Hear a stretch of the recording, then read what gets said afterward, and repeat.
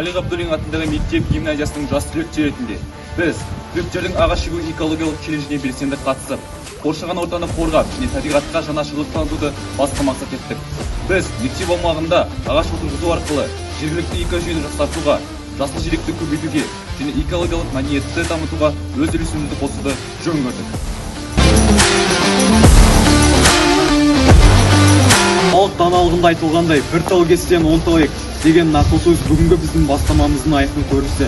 Біз үшін ағаш отырғызу тек қана экологиялық шара емес, болашаққа деген жауапкершіліктің, табиғатқа деген сүйіспеншіліктің және ұрпақтар сабақтастығының айқын көрінісі.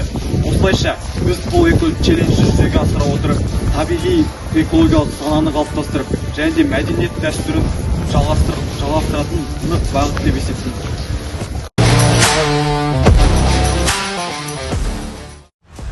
Аталған іс-шара барысында біз табиғатқа деген жауапкершілігімізді терең сезініп, өз қолымызбен ағаш көшеттерін отырғыздық.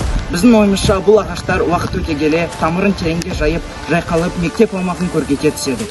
Бірнеше жыл өткен соң мектепке қайта оралғанымызда, сол өзіміз еккен ағаштардың биіктеп өсіп тұрған көру біз үшін ерекше мақтаныш пен рухани қағанат болмақ. Біз бұл игі істі өзімізден кейінгі ізбасарларымызға аманат ретінде қалдырамыз.